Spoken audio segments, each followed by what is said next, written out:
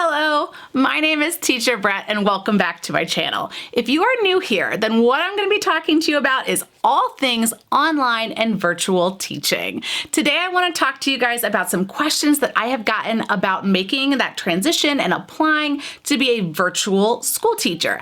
And what I mean when I use the term virtual school teacher is that you are teaching just like you would in a brick and mortar school, teaching third grade, but you're doing it in a virtual setting. So here in the United States, we have a lot of virtual schools. These are public K-12 schools, private schools, charter schools that are done virtually, meaning the kids are in their home and you are in your home or in a office building, but you're teaching the students virtually over the computer. A lot of you have asked questions about how you can get into this type of work, and I'd love to talk to you guys about that today. So let's get started.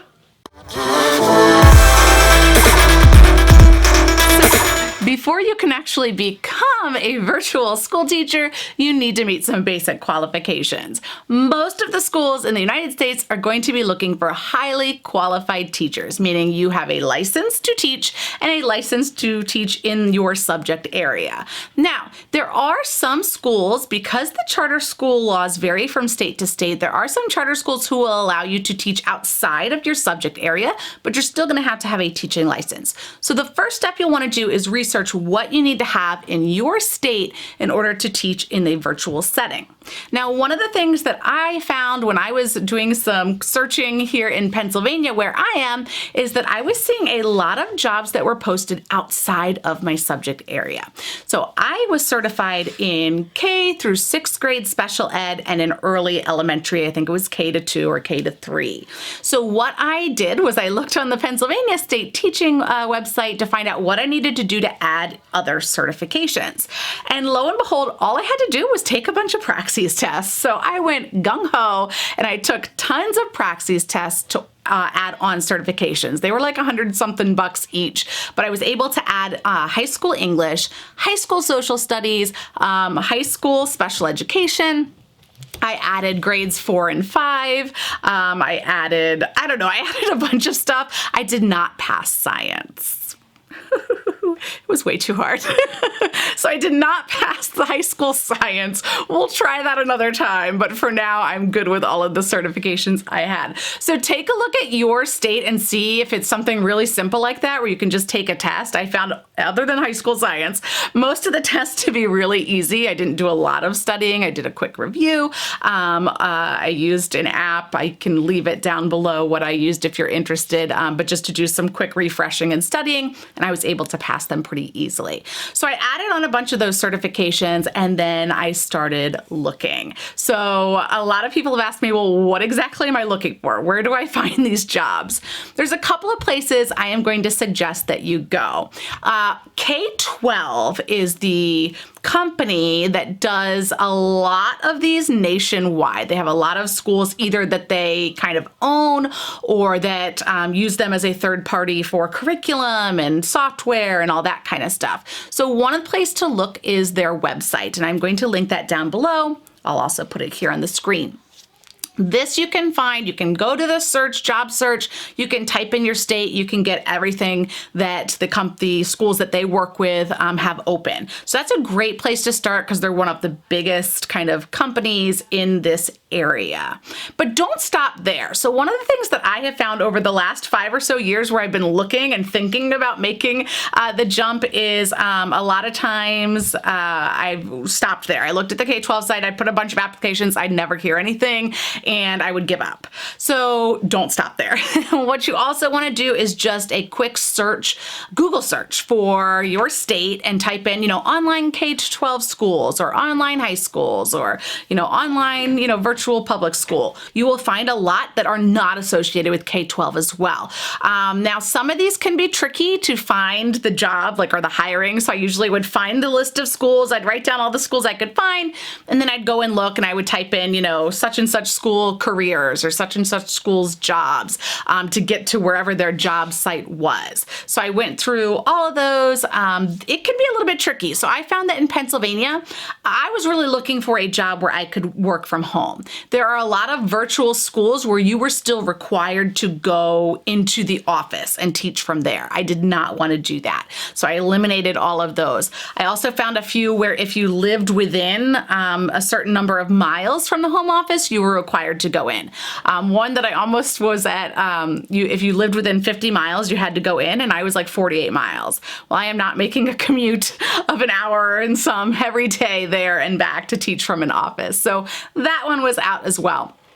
Another area I found were correspondence high schools or like credit recovery schools. I found a few of those as well. And actually I did an interview with one of those schools. I did not choose that one, but that may also be an area that you want to look into also. That was like a part-time type thing where you would be grading kids' essays, grading their submissions and that sort of thing. So there's a lot of opportunities out there, but you need to do some searching. They're not going to necessarily come up on the typical teaching websites that you might go to look for jobs. So do a quick search, write down all the schools that you find, and then start, looking for their jobs.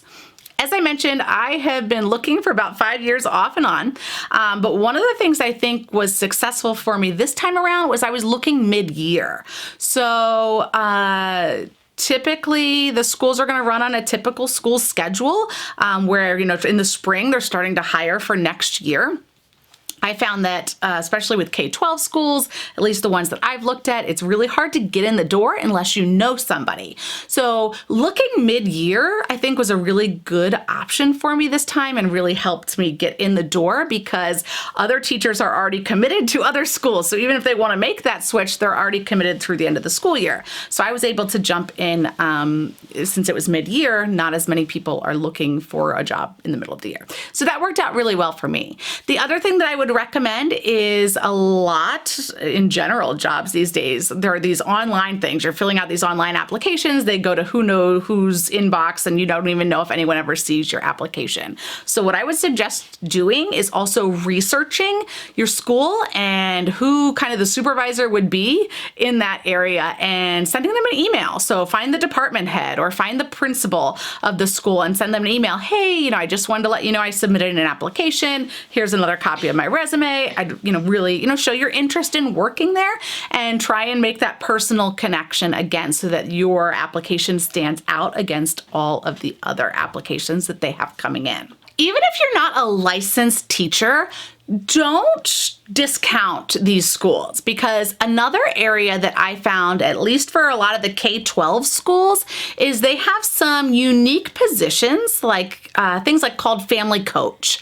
And these are people who are not teachers, but they are like a liaison to help new families get them used to the virtual setting or to do some outings with people locally. So definitely keep your eyes open for some of those positions that might not require a teaching degree if you're interested in that as well. There definitely are some options out there for you. Not as many, like I said, most of the teaching is going to be done by licensed teachers, but you may be able to find some sort of a job where you can do a lot of working from home that's in a typical daytime hour for those of you that are doing some online ESL teaching where we're getting up at 4 in the morning, we're teaching late into the night, and you want to find something that's a little bit more during the daytime. Keep this in the back of your mind. Definitely check, especially here coming into the spring and the summer, as these schools are getting ready for next year, you may find some positions that don't require a teaching degree, maybe just a bachelor's, that might work really well for you. So this is the first in a series that I hope to kind of talk to you all about virtual teaching. I hope this was helpful for you and that you kind of have an idea of just that first initial step, doing the research, finding some schools to apply to. There are schools in almost every state, not every state, but almost every state. I have been able to find people who work in a virtual setting. So if you want to make this happen, you can. It might not be easy. Like I said, reach out, make those personal connections. Head over to Instagram. I'll put my Instagram somewhere up here, but there is a lot of teachers starting, to really try to form a community for virtual teachers there as well. So that might be a great place to start and make those connections and see if you can get your foot in the door.